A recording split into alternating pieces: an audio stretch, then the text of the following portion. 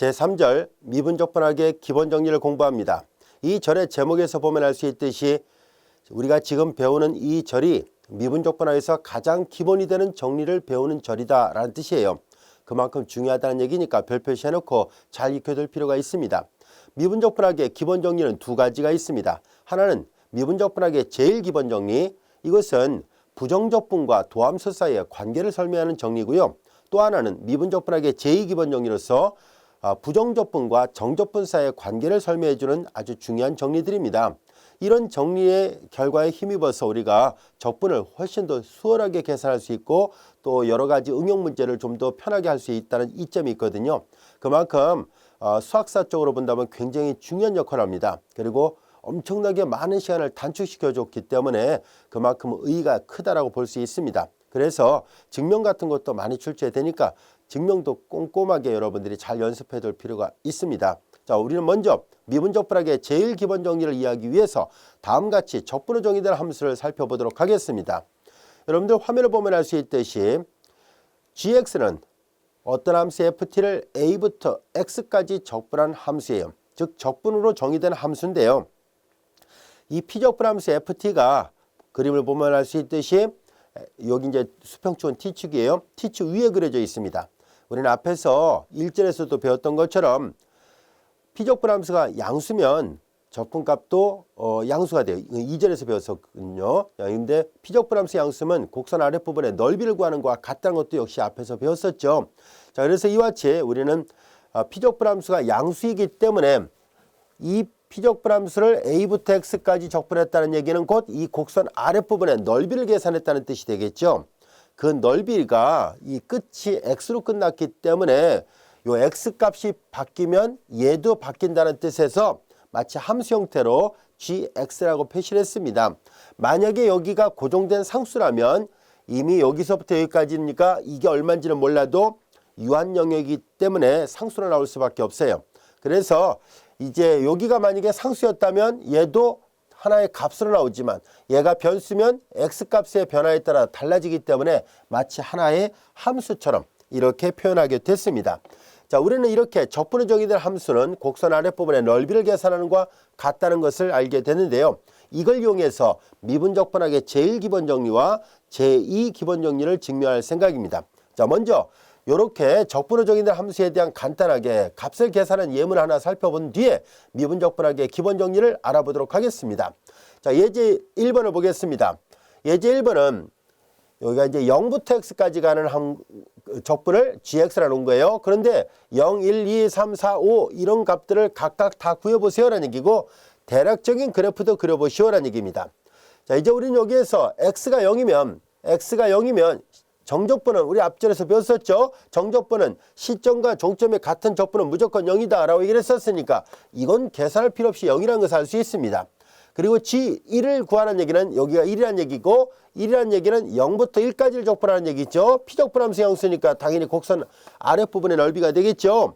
이 곡선 아랫부분의 넓이는 직각삼각형이니까 밑변의 길이 1, 높이가 2가 돼서 얘는 그냥 간단하게 도형의 넓이로부터 2분의 1 밑변의 길이 곱하기 높이가 돼서 약분하니까 1, 이거 1이었군요. 자, 같은 논리로 G2를 구하시라는 얘기는 2를 구하는 얘기는 0부터 2까지 계산하는 얘기니까 이번에는 이렇게 되는 이 부분의 넓이를 구하라는 얘기죠. 왼쪽의 넓이가 1이었고 이제 오른쪽의 넓이는 가로가 1이고 세로가 2죠. 그러니까 요거 2예요. 두 개 더하니까 이거 3이구나 하는 얘기예요. 자, 이런 식으로 계속 값을 더해 나가면 되겠죠. 여기서 3까지 적분하려면 2부터 3까지의 넓이가 대략 필요한데요. 2부터 3까지는 다른 거는 0부터 1은 직선, 1부터 2도 직선이었지만 2부터 3은 휘어진 곡선입니다. 이렇게 휘어진 곡선이다 보니까 이 곡선 아랫부분의 넓이를 정확하게 측정하기는 어렵네요. 이렇게 선분을 연결했다고 이게 직사각형의 넓이의 반이 될 텐데 그거보다는 좀 크지요. 따라서 이 곡선 아랫부분의 넓이는 1점 얼마 이렇게 표시해 보도록 하지요. 책에서는 대략 1.3 정도 된다라고 해서 계산하자라고 얘기를 했는데요. 뭐 어림 잡아서 대략 1.3이라 놓아 보겠습니다. 그러면 이제 여기가 1.3이고 여기는 2고 1이니까 이거 3이었잖아요. 1, 2 그리고 1.3이니까 그래서 대략 여기는 4.3이 되겠군요. 대략 4.3 이렇게 돼요. 자, 그리고 이제 4까지를 계산하시라는 얘기인데 3부터 4까지는 이 피적분 함수가 곡선 아랫부분에 있습니다. 그림을 보니까 이 곡선하고 이 곡선은 마치 3을 기준해서 180도 회전시키면 같아지는 모양처럼 보이군요. 그래서 얘를 계산하면은 얘는 이제 넓이라고 말할 수는 없어요. 곡선이 x축 아래에 있으니까요. 대신 마이너스를 붙이면 되고요. 피적분 함수 음수면 적분값이 음수고요. 근데 면적의 크기를 보면 똑같을 거라고 예상이 되니까 얘는 대략 마이너스 1.3으로 보면 되겠네요. 그래서 G4를 계산한 값은 여기가 요 G3까지는요. 여기서 요만큼을 더 더한 것이니까 플러스 1.3이었다면 여기가 플러스 1.3이었는데 여기는 마이너스 1.3이니까 둘이 상수에 대해서 G4의 값은 G2의 값하고 값이 같아져요. 여기서 3 정도 되겠네요. G5는 다시 여기 보면 알 수 있듯이 또 마이너스 1.3 정도로 빼야 될 거로 예상이 되니까 그래서 여기서 1.3 정도를 빼니까 대략적으로 얘는 1.7 정도 나오겠구나 라는 것을 알 수 있습니다. 자, 이렇게 적분의 정의된 함수는 시점이 상수일 때 자, 종점의 값이 변함에 따라서 전체 gx의 모양도 달라진다고 알 수 있습니다. 자, 이제 우리는 대략적인 gx의 모양을 살펴보도록 하겠습니다. 자, 이제 여기가 3이고 2고 1이고 4, 5예요. 자, 3일 때 함수값이 대략 4.3. 3일 때 함수값은 3. 자, 여기도 2일 때 함수값이 3이고요. 2일 때 함수값이 3이고 4일 때 함수값이 3이니까 요 두 점을 지나는데요. 대략 이렇게 지날 거로 예상이 됩니다. 그리고 0부터 2까지 갈 땐 계속 증가하니까 뭐 대략 이런 식으로 그려지고 그 다음에 이제 여기서 다시 1.7까지 내려와야 되니까 대략 이런 식으로 대략적으로 그래프를 그리니까 gx의 그래프는 올라갔다 내려오는 형태의 그래프일 수밖에 없다는 것을 알게 됐습니다. 이것이 앞에서 설명했던 이렇게 곡선 아랫부분의 넓이, 곡선 아랫부분의 넓이 이게 이 gx의 그래프는 이렇게 그려졌는데요.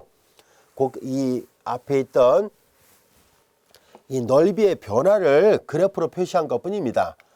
자, 여기 보다시피 이건 fx 아랫부분의 넓이가 바로 gx였거든요. 이 넓이를 나타내는 함수를 직접 그래프로 표시하니까 이렇게 표시가 되는구나 라는 것을 알게 됐습니다. 이 문제도 이해됐죠? 그래서 gx의 대략적인 그래프 3일대가 최고 정점이었다는 것을 알 수 있습니다. 자, 그 다음에 이제 우리는 미분적분학의 제1 기본 정리를 이해하기 위해서 이렇게 적분의 정의된 함수에 대한 도함수의 모양이 어떻게 생겼는지를 알아보려고 합니다.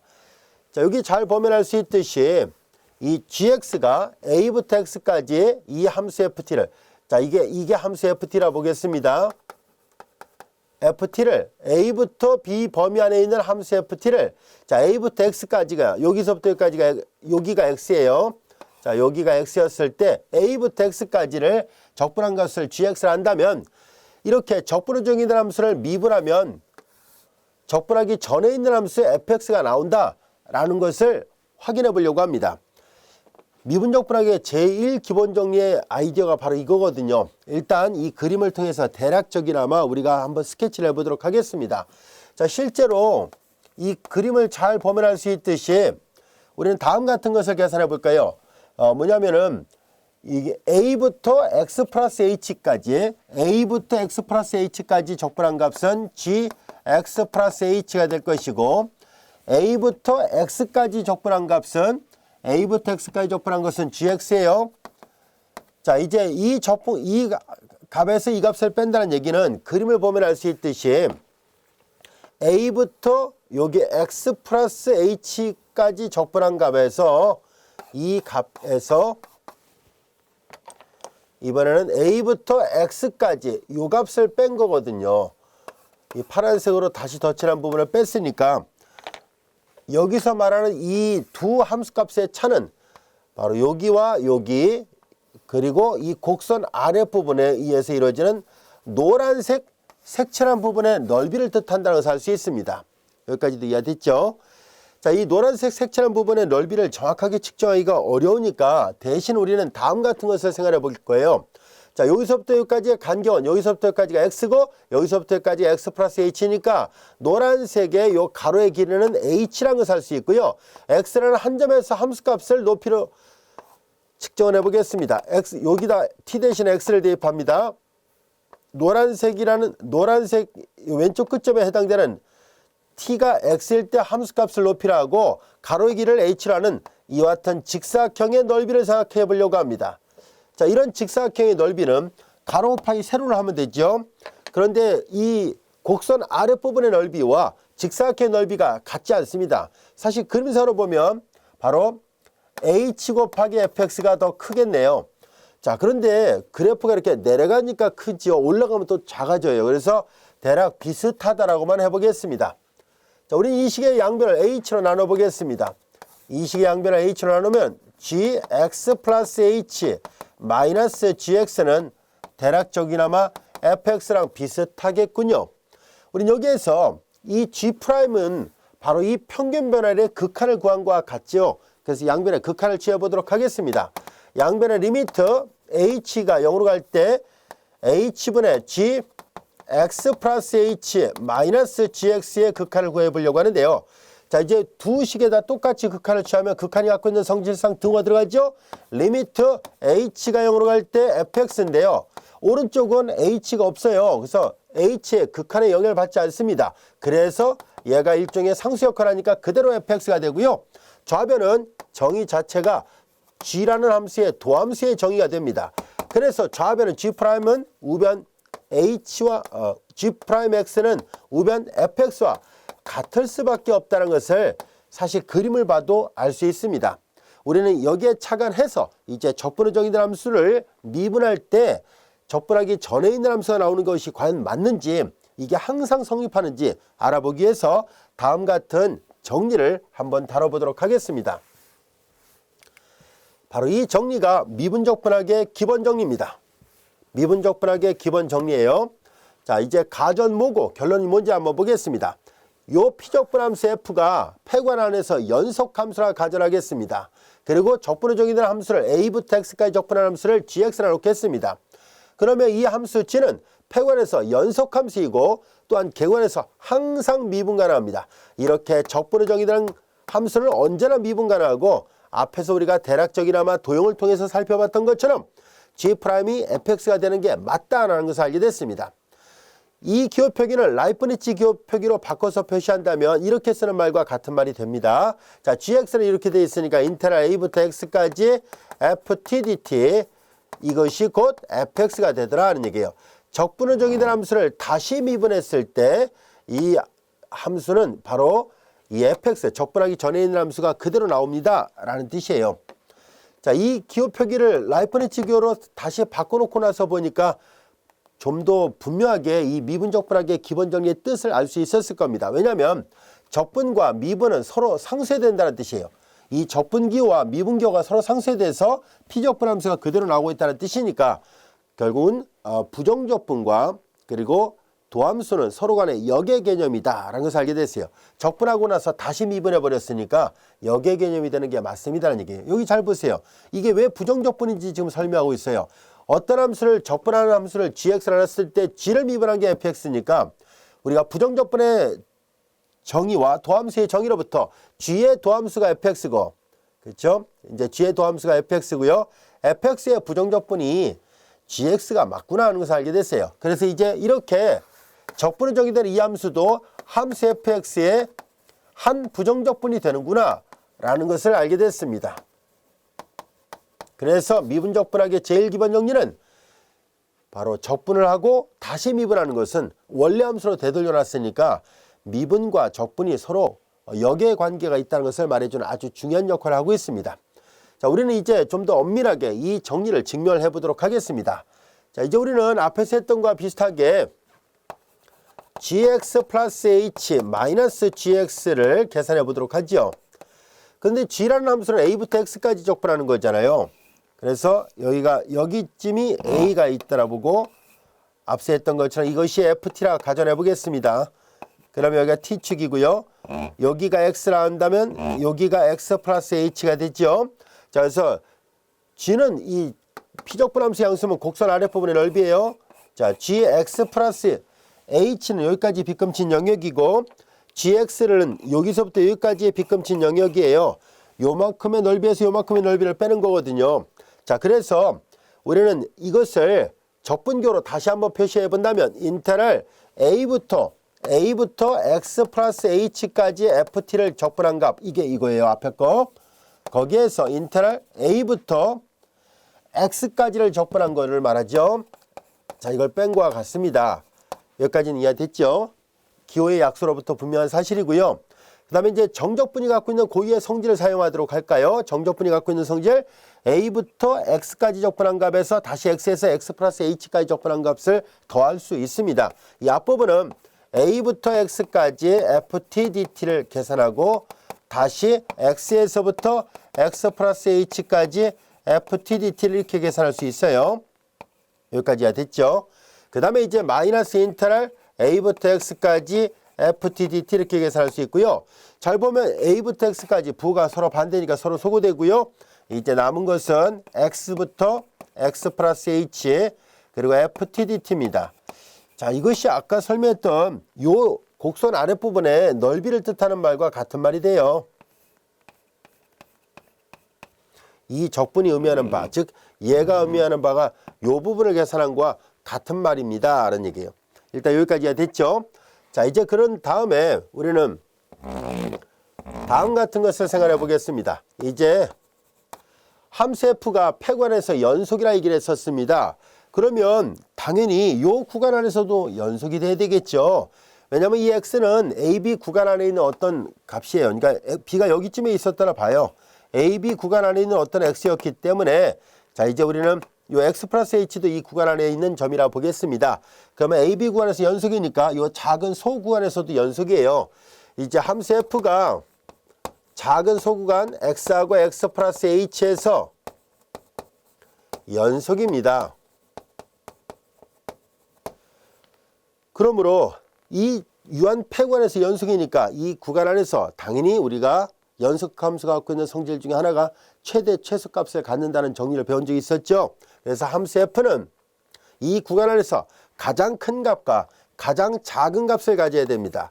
가장 큰 값을 대문자 m이라고 가장 작은 값을 소문자 m이라 하겠습니다. 자, 이것을 만족하는 m과 m이 존재합니다. 자, 이때 소문자과 대문자는 무슨 뜻이냐면은 이 구간에서 함수값이 제일 큰 게 있겠죠. 그림상으로 보면 대략 여기라 보겠습니다. 이 함수값이 대문자 m이란 얘기고요. 이 구간에서 함수값이 제일 작은 게 있겠죠. 뭐 예를 들어서 여기라 보겠습니다. 이때 요 값이 소문자 m이란 얘기예요. 함수값이 최대인 거와 최소인 게 반드시 존재합니다 라는 얘기예요. 여기까지도 이해됐죠?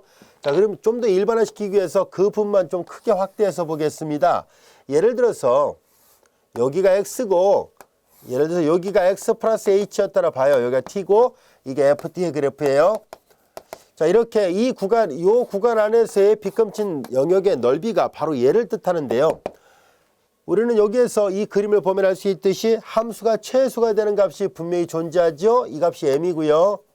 m이고 함수가 최대가 되는 점이 존재하죠. 그 값이 대문자 m이라는 얘기예요. 그런데 이런 함수값을 갖게 되는 적당한 여기 이 작은 소구간 안에 어떤 점이 있겠죠. 이 점을 여기는 u, 여기를 v라 놔봅시다. 편의상 그냥 임의대로 uv라 놓은 거예요. 근데 이게 곡선이 이게 연속이니까 이 점에서 함수값이 당연히 존재해야 되죠. 그래서 이 소문자 m은 fu랑 같아지는 그러한 u가 이 구간 안에 있습니다. 대문자 m은 v에서의 함수값을 나타내니까 fv와 같아지는 그런 v가 역시 이 소구간 안에 반드시 존재합니다. 여기까지가 됐죠. 즉 이 그림사로 보면 알 수 있듯이 fu 그리고 대문자 m은 fv가 되는 u와 v가 반드시 이 소구간 안에 존재합니다.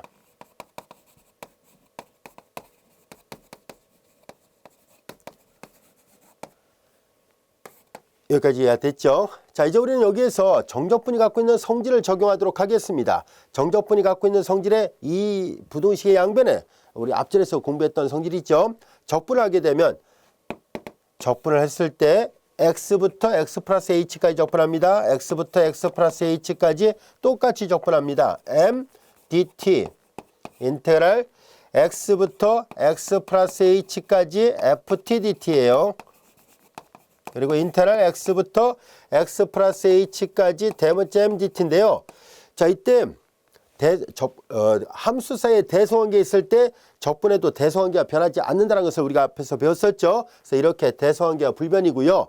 그 다음에 여기 피적분함수가 상수이면 상수 곱하기 구간의 길이, 상수 곱하기 구간의 길이가 된다는 것을 이미 앞에서 배웠어요. 이 가운데 위를 지워 볼게요.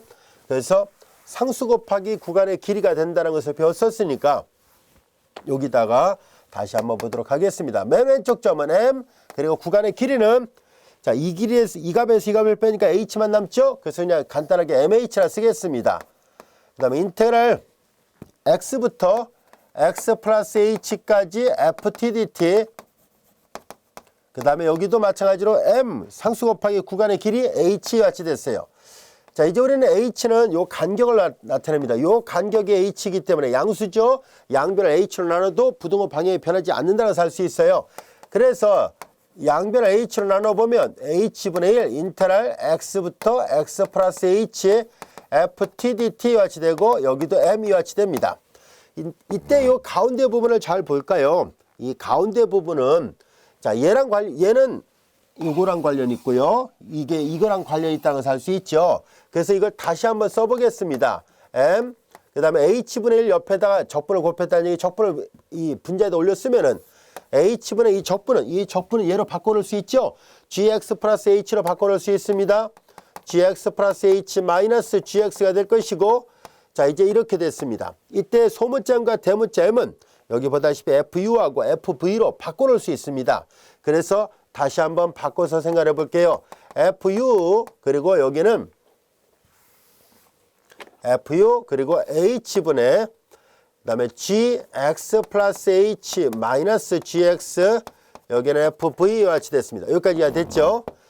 자, 이제 우리는 이렇게 해서 대소관계가 생겼고요. 우리의 관심은 우리가 증명하자는 것은 G'이 과연 fx가 될까요? 라는 얘기예요. 그래서 그걸 계산하려면 양변의 극한을 취해봐야 됩니다. 앞서 얘기한 것처럼 여기다 리미트를 붙인 것이 곧 G'을 뜻하거든요. 자, 이제 h가 0으로 갈 때 이거 조금만 지워볼게요. h가 0으로 갈 때 양변의 극한을 취해보도록 하겠습니다. 리미트 h가 0으로 갈 때 fu, 그 다음에 리미트 h가 0으로 갈 때 h분의 gx 플러스 h 마이너스 gx, 리미트 h가 0으로 갈 때 fv가 됐습니다. 자, 근데 여기 가운데 부분은 우리가 잘 알다시피 이 부분은 바로 G'X가 됩니다. 정의로부터, 도함수의 정의로부터요. 자, 그 다음에 이제 여기를 볼까요? h가 0으로 가면 무슨 뜻일까요? x는 고정되어 있고 h가 0으로 가면 자꾸 오른쪽 점이 이렇게 왼쪽 점에 가까워지게 되고, 그러면은 이 보라색 점이나 빨간색 점은 다 같이 x에서의 함수값이 되겠죠. 왜냐면 h가 0으로 가니까 얘도 압축되니까 보라색이나 빨간색도 점차 밀려서 이 왼쪽에 있는 노란색을 표시해 볼게요. x에서의 함수값에 가까워질 수밖에 없어요. 이해됐죠? 그래서 요거의 극한을 취하면 h가 0으로 가면 이 u는 당연히 어디로 가요? u 자체가 x로 가야 되고, 마찬가지로 v도 x로 가야 돼요. 그러니까 얘는 결과적으로 fx가 될 것이고, 얘도 마찬가지로 fx가 돼요. 그렇죠? 그래서 G'X는 fx보다 크고 fx보다 작거나 얘기였으니까 당연히 G'X는 fx가 되는 게 맞구나 라는 것을 증명할 수 있게 됐습니다. 자, 여기까지가 됐나요? 이제 우리는 엄밀하게 미분적분학의 제일 기본 정리가 증명이 됐다는 것을 알게 됐어요. 이제 우리는 적분원 정의된 함수는 언제나 미분이 가능하고, 그래서 그 함수를 미분하면 바로 적분하기 전에 있는 함수 fx가 되는구나 라는 것을 알게 됐습니다. 그래서 이제 얘를 이용해서 다양한 형태의 많은 문제들을 해결해 보려고 합니다. 요거는 조금 아까 설명했던 것처럼 이 기호 표기를 라이프니츠 기호로 바꿔서 표시한 것 뿐입니다. 자, 이제 다음 같은 예문을 한번 살펴보도록 하겠습니다. 다음 같은 예문을 한번 살펴보도록 할까요? 다음 예제 2번입니다. 함수 gx가 0부터 x까지 루트 1 플러스 t의 제곱 dt의 도함수를 구해보시라는 얘기인데요. 적분이 정의되는 함수를 미분하는 얘기니까 G'X는 이퀄, 자, 이제 앞서 얘기한 것처럼 루트, 이게 함수 ft예요. t 대신에 x로 바꿔놓으라는 얘기니까 x의 제곱 이렇게 돼요. 아주 간단하죠? 단 한 줄이면 바로 풀 수 있을 정도로 쉬운 문제였었습니다. 그래서 예제 2번 G'을 구한 결과는 이런 함수였다는 것을 알게 됐어요. 자, 그 다음에 이제 이와 같이 적분원적인 함수는 주로 언제 어느 때 많이 나타납니까 하면은 많은 공학적인 문제를 해결하려고 할 때 나타납니다. 자, 보다시피 이 SX는 적분원적인 함수인데요. 아쉽게도 이 피적분 함수가 우리가 알고 있는 방법으로는 적분되지 않습니다. 그래서 이 함수를 프랑스 물리학자의 이름을 따서 플레넬 함수라고 얘기를 하는데요. 이 플레넬 함수는 과학 같은 문제를 해결하려고 할 때 많이 사용되고 있습니다. 이 플레넬 함수에서 S'을 구하는 얘기니까 적분원적인 함수에 대한 도함수를 구하는 얘기죠. 자, 이제 이게 FT 역할하고요. T 대신에 X를 대입하는 얘기니까 sin 2분의 파이 그리고 X의 제곱 이와 같이 됩니다. 아주 간단하죠. 그리고 여기 교재에 보면 바로 이 함수, 이 피적분 함수를 F를 놨을 때 이 피적분 함수 sin 2분의 파이 T의 제곱의 그래프가 파란색으로 그려지는 그래프고요. 그 다음에 이걸 0부터 X까지 적분한 이 플레넬 함수가 빨간색으로 표시가 된 거예요. 됐죠? 그리고 그 그림 오른쪽에 보면 더 확대된 그림으로 플레넬 함수가 좀 더 정교하게 이런 식으로 그려져 있다는 것을 확인해 볼 수 있습니다. 그래서 많은 과학적인 문제에서 쓰임새가 많은 함수도 역시 이렇게 적분의적이 된 함수 형태로 되어 있습니다라는 얘기예요. 비록 이 함수의 적분값은 구할 수 없을지라도 도함수를 구하는 것은 간단하다는 것을 알 수 있었습니다. 자, 이제 우리는 다음 같은 문제를 한번 살펴보도록 하겠습니다. 예제 4번의 문제를 볼까요? 예제 4번의 문제를 보면은 주어진 식은 앞서 다뤘던 거와는 좀 다른 모양으로 되어 있죠. 그래서 이 문제를 풀려면은 좀 더 일반화된 식이 필요합니다. 자, 일반화된 식을 우리가 미분적분학의 제2기본정리를 써야 증명이 되니까 잠시 보류하기로 하고요. 대신 일반화된 식을 써서 표현해 보도록 하겠습니다. 이 일반화된 형태의 미분적분학의 제1기본정리는 라이프니츠 공식이라고도 얘기를 합니다. 자, 이제 어떤 것이냐 한번 볼까요? 자, 이제 좀 더 일반화 시켜 볼게요. 여기는 좀 상수 이렇게 되어 있는데, 자, 우리는 여기를 hx라 놔 보겠습니다. 여기는 gx라 놔 볼게요. 말 그대로 hx, gx는 x가 들어있는 아주 복잡한 식이란 뜻이에요. 그리고 이 피적분 함수를 우리가 ft라 놔 보겠습니다. ft dt예요. 자, 이렇게 된 식은 전체적으로 본다면 얘네들은 x만의 함수 형태로 돼요. 그래서 대문자 fx라 놔 보겠습니다. 자, 이와 같이 적분의적인 함수 미분 가능하다는 걸 배웠었죠. 그래서 이 함수에 대한 도함수를 구하려고 하는데요. 자, 요거에 대한 증명은 미분적분학의 제2기본정리를 다 끝낸 이 절의 마지막 부분에서 하도록 하겠습니다. 자, 이제 얘는 편의상 얘를 적분의 시점, 여기를 적분의 종점이라 하고, 그래서 이제 이게 하나의 값은 아니지만 시점 종점이라 그냥 편의상 얘기를 할게요. 그럼 여기서 어떻게 할 거냐면 독립변수 t 대신에 종점을 대입할 겁니다. fgx 그리고 종점을 미분한 걸 곱합니다. 마이너스 시점을 대입할 겁니다. 자, 지금은 활용도만 얘기를 할게요. 공식 자체가 이렇게 되고요. 종점을 미분한 걸 곱합니다. 증명은 이 절의 마지막 부분에서 하겠습니다. 자, 이와 같은 것을 어디 여백에다 적어 놓고요. 활용도가 높으니까 잘 기억해 두세요. 자, 이 라이프니츠가 만든 이 공식은 이 미분적분학의 제일 기본 정리, 원래 아이작 베로우라는 영국 사람이 만든 것을 뉴턴의 스승이 베로우예요. 그래서 베로우가 만든 거를 뉴턴이 이어서 그걸 더 진일보시켰다랄까요? 더 확대시킵니다. 그리고 비슷한 시기에 독립적으로 라이프니츠는 역시 이와 같은 미분적분학의 제1 기본 정리에 해당되는 것을 찾아냅니다. 이것은 더 일반화된 식으로서 보통 이제 많은 책에서 라이프니츠 공식이라고 해서 사용하고 있습니다. 자, 이제 이거는 이렇게 외우면 이해하기 쉬워요. 자, 이렇게 얘는 더 일반화 시켰어요. 여기가 원래는 상수였는데 둘 다 변수예요. 이때 복잡한 변수 아무나 상관없다는 얘기예요. 단순하게 x만 되는 게 아니라 얘처럼 뭐 x의 4승 또는 여기 뭐 아크 사인 x부터 뭐 아크 탄젠트 x 등등등 이런 식으로 뭔가 함수가 와도 상관없다는 얘기인데요. 이제 얘는 종점을 대입한 값에서 종점 미분한 거 곱하고 시점 대입한 값에서 시점 미분한 거 곱한 걸 뺀 거와 같다는 얘기입니다. 일단 증명은 뒤에 가서 곧 할 텐데요. 쓰임새가 많으니까 이 공식처럼 외워두면 아주 편리합니다.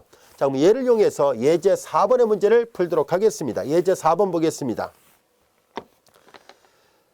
자, 예제 4번의 풀을 여기다 할게요. 우리는 저 도함수의 결과를 계산해 보려고 하는데요. 바로 이퀄 쓸게요. 이렇게 이퀄. 자, 이제 이 식을 바로 계산하겠다는 얘기고요. t 대신에 x의 4승을 대입합니다. 그러니까 secant x의 4승 끝난 거 아니에요? 종점을 미분합니다. secant x의 4승이 됐고 종점 x의 4승을 미분하면 4x의 3승입니다. 마이너스 시점 대입하고 시점을 미분해야 돼요. 상수를 미분하면 0이니까 앞으로 시점의 상수인 경우는 이 뒷부분은 계산하지 않으려고 합니다. 그래서 여기는 뒤에가 0이니까 할 필요도 없죠. 그래서 이렇게 돼요. 보통 이걸 앞에다 쓰는데요. 그냥 이렇게 놔두겠습니다. 그래서 예제 4번 단 한 줄에 바로 계산을 할 수 있었습니다. 자, 이번에는 미분적 분학의 제2기본정리라고 불려지는 아주 중요한 정리를 학습을 해보도록 하겠습니다. 이 미분적 분학의 제2기본정리가 갖고 있는 가치는 바로 정적분하고 부정적분 사이의 관계를 설명해주고 있습니다. 미분적 분학의 제일 기본 정리는 도함수와 부정적분 사이의 관계를 설명하고 있다면 제2기본 정리는 정적분하고 부정적분 사이의 관계입니다. 우리는 앞에서 앞절 2절에서 우리가 넓이를 구할 때 1절과 2절에서 넓이를 구할 때 어떻게 했었냐면 작은 직사각형들의 넓이의 합의 극한을 이용해서 문제를 풀었었거든요. 자, 그래서 우리는 넓이 구하는 문제가 사실상 번거로웠다는 것을 알 수 있었습니다. 그리고 또 앞에서 정적분의 정의도 바로 그와 같이 작은 직사각형들의 넓이의 합을 이용해서 구할 수 있었잖아요. 즉 인테그랄 a부터 b까지 fx dx 이 정적분을 계산한 문제를 지금 이렇게 간결하게 계산하려고 하는데요. 앞에서 배웠을 때는 우리가 리미트 시그마 k가 1부터 n까지 fxk 그리고 델타 x 그리고 n이 무한대로 갈 때 이렇게 구했었잖아요. 이게 작은 직사각형들의 넓이 합의 극한이었었는데 이런 번거로움과 어려움을 피하려고 합니다. 그래서 우리는 어떻게 하면 좀 더 수월하게 정적분을 계산할 수 있을까 하고 살펴보니까 바로 이와 같이 아주 잘 알려져 있는 미분적 분학의 제2기본정리라는 것을 통해서 좀 더 쉽게 정적분 값을 구하려고 합니다. 앞으로는 이걸 이용해서 계속 계산할 계획이에요. 자, 어떤 조건이 필요한지 한번 볼까요? 함수 f가 폐괄에서 연속함수라는 조건이 반드시 필요합니다. 폐괄에서 연속함수라는 조건이 필요하고 대문자 f가 소문자 f의 임의 원시함수라는 조건 이 두 가지가 필요해요. 이 피적분함수에 역도함수가 있어야 되고요. 원시함수, 역도함수가 있어야 되고 이 함수가 이 구간 안에서 연속이라는 조건이 있다면 우변처럼 역도함수에서 종점을 대입한 값에서 시점 대입한 값 뺀 걸로 계산하는 것이 가능합니다라는 얘기예요. 이것이 바로 미분적 분학의 제2기본정리고 실질적으로 적분을 할 때 가장 많이 사용하는 테크닉 중에 하나입니다. 자, 그래서 굉장히 중요한 역할을 하고 있는 성질인데요. 그래서 직면하고도 시험에 많이 나옵니다. 잘 알아둬야 돼요. 조금 전에 했던 미분적 분학의 제1기본정리도 직면하고도 시험에 많이 나오니까 역시 두 가지 다 겸사겸사 학습을 해두세요. 자, 이제 우리는 이것을 증명하기 위해서 앞에서 했던 것처럼 적분의 된 함수를 이용해서 생각해 보도록 하겠습니다. gx를 a부터 x까지 ftdt 자, 이제 이렇게 gx를 이것이라 놓도록 하겠습니다. 그러면 방금 전에 배웠던 미분적 분학의 기본 정리로부터 얘를 미분하니까 g를 미분하니까 fx가 됐죠. 자, 한편 우리는 이 사실은 fx의 역도함수가 gx란 얘기예요. 그래서 g의 도함수가 fx가 됐다는 얘기거든요. 우리는 또 다른 역도함수가 하나 더 있다라 보겠습니다. 이거의 역도함수 또는 원시함수를 대문자 fx라 놓겠습니다.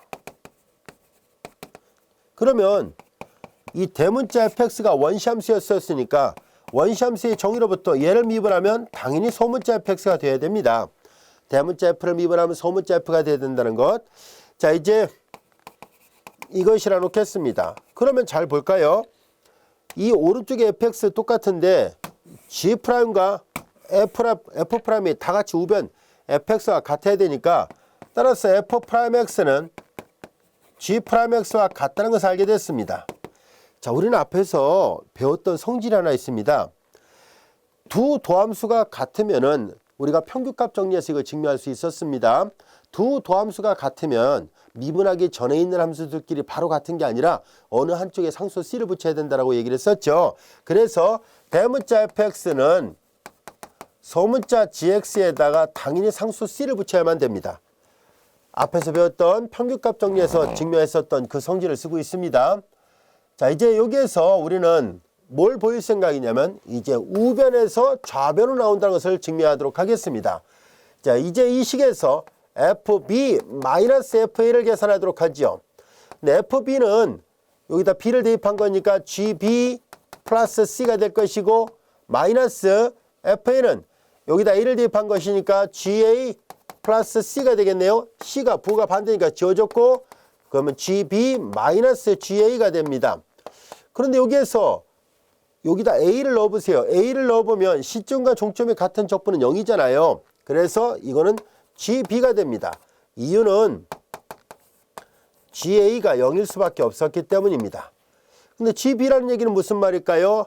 여기가 X였을 때 X가 나오잖아요. 그러니까 GB라는 얘기는 여기가 B면 여기도 B가 나와야 된다는 얘기니까 인테럴 A부터 B까지 FTDT와 같이 됩니다. 자, 그런데 정적분은 변수의 선택에 무관하다는 걸 이미 앞에서 얘기를 했었으니까 그러면 이거를 다시 X로 바꿔도 무방하겠네 라는 것을 알 수 있어요. 정적분은 피적분 함수의 모양이 바뀌지 않고 구간이 바뀌지 않는다면 값이 항상 똑같습니다. 자, 그래서 이제 다음 같은 중요한 결과가 얻어졌다는 것을 알게 됐습니다. fx를 a부터 b까지 정적분할 때는 소문자 fx에 역도 함수가 주어져 있다면 이렇게 b가 종점이고요, a가 시점이에요. 종점을 대입한 값에서 시점 대입한 값 뺀 거와 같다는 것을 알게 됐습니다. 그래서 이걸 우리가 앞으로 계산할 땐 주로 이 기호를 중간에 써서 많이 계산하도록 하겠습니다. 소문자 fx의 한 부정적분을 찾아요. 원시함수를 찾아요. 그런 다음에 요 기호를 사용하도록 즐겨 사용할 거예요. a부터 b 이렇게 쓸 것이고, 얘를 계산한 방법은 종점을 대입한 값에서 시점 대입한 값 빼는 걸로 계산하겠습니다라는 얘기예요. 이것이 바로 미분적분학의 제2 기본 정리입니다. 증명이 끝났으니까요. 자주 활용할 수 있도록 하세요. 자, 이제 우리는 이렇게 해서 정적분의 문제를 부정적분을 이용해서 증명하는 것이, 계산하는 것이 가능하다는 것도 알게 됐고 실질적으로 증명도 했습니다. 여기에 착안해서 우리는 여태까지 정적분을 계산할 때 이런 식으로 계속 계산해 왔는데 이런 수고름을 피하고 직접적으로 빠르게 계산하는 방법을 알아보도록 하겠습니다. 이건 아까 설명했던 기호 표기예요.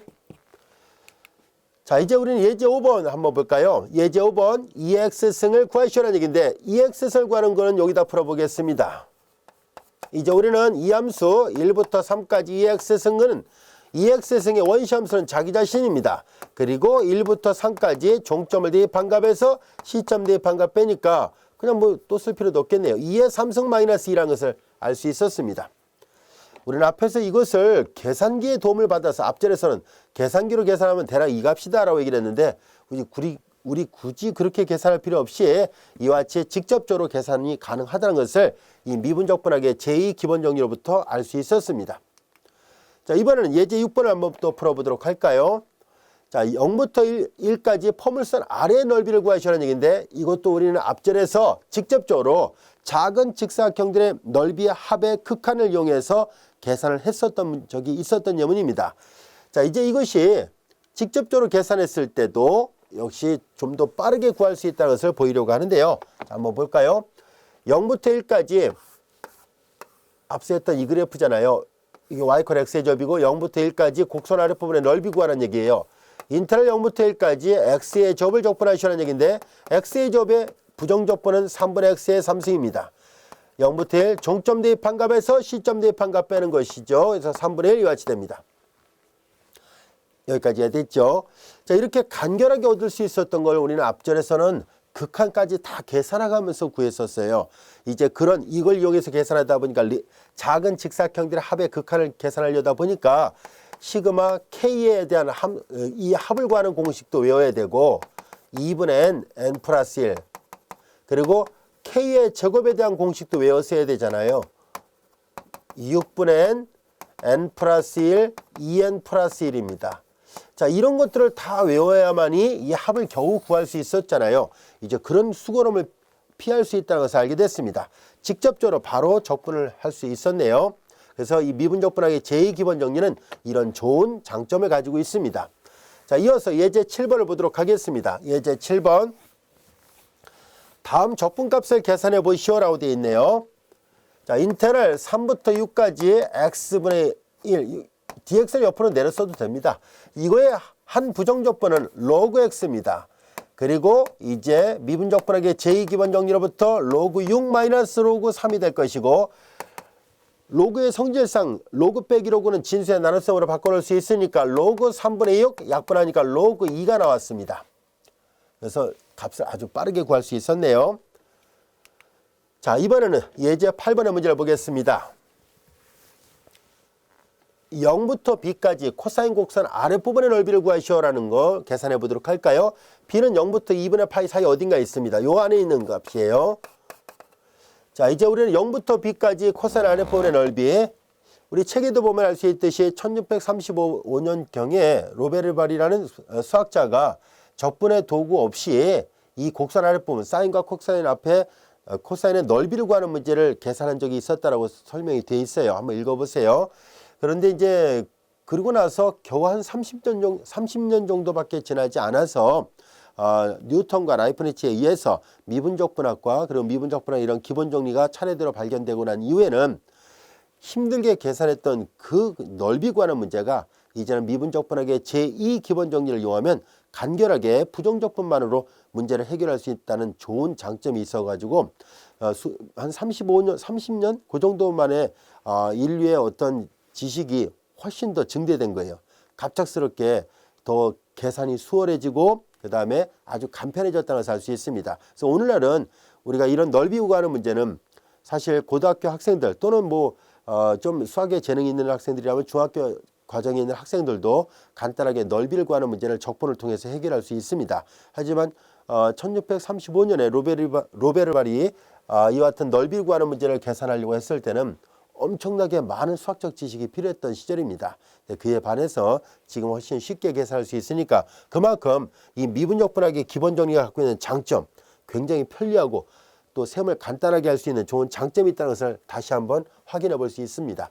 자, 이제 우리는 코사인 아래의 넓이를 구하는 문제를 한번 해결해 보도록 하죠. 자, 넓이를 구하는 문제는 0부터 b까지 코사인 아래의 넓이니까 코사인 x dx 이걸 계산하라는 얘기예요. 코사인의 한 부정적분은 사인 x가 될 것이고 0부터 b까지 이와 같이 됩니다. 종점 대입한 값에서 시점 대입한 값 빼면 이와 같이 되고요.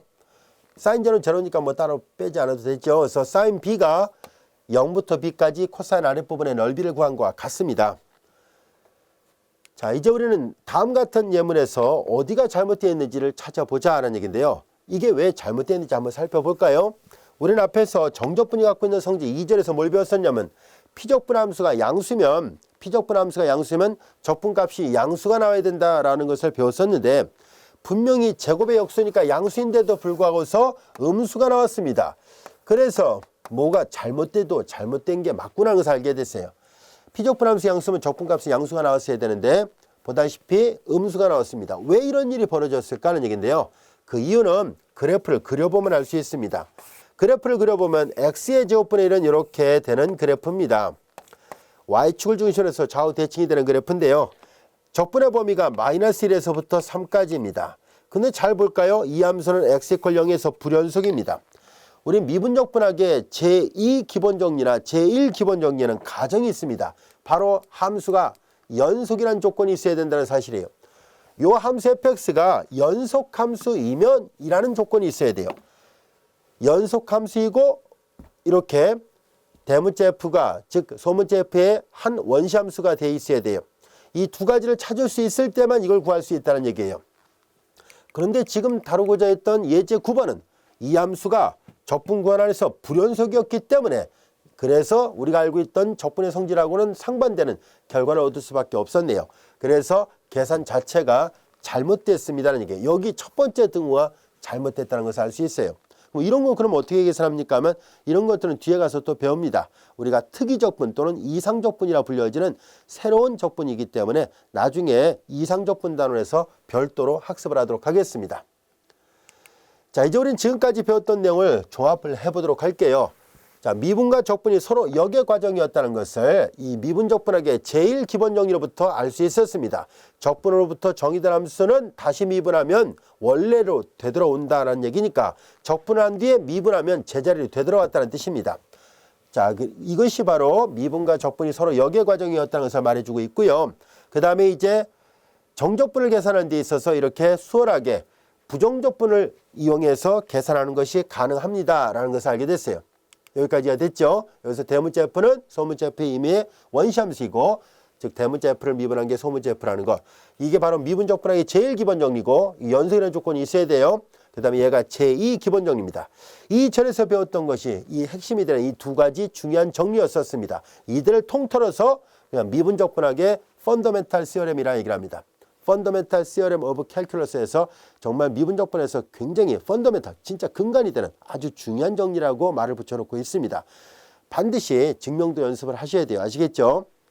그리고 문제 자체를 푸는 건 전혀 어렵지가 않습니다. 자, 그런데 보통 이제 문제를 풀려고 나올 때는 그렇게 간단한, 본문에 있는 것처럼 간단한 게 나오지는 않습니다. 연습 문제 같은 데 보면 복잡한 형태의 미분적분학의 제일 기본 정리 쓰는 문제들이 있는데요. 바로 그런 문제를 하려면 얘를 이해를 해둬야 돼요. 자, 그래서 이제 우리는 미분적분학의 제2 기본 정리가 증명이 됐으니까 이제 앞서 잠깐 얘기했던 것처럼 라이프니츠 공식이라 불려지기도 하는 일반화된 미분적분학의 제일 기본 정리를 증명을 해보도록 하겠습니다. 자, 얘를 이제 증명합니다. 어디 노트 같은 데다 여백에다 써놓든지 하세요. 우리는 소문자 F의 한 부정적분을 생각해 보도록 하겠습니다. 이 소문자 F의 한 부정적분을 생각합니다.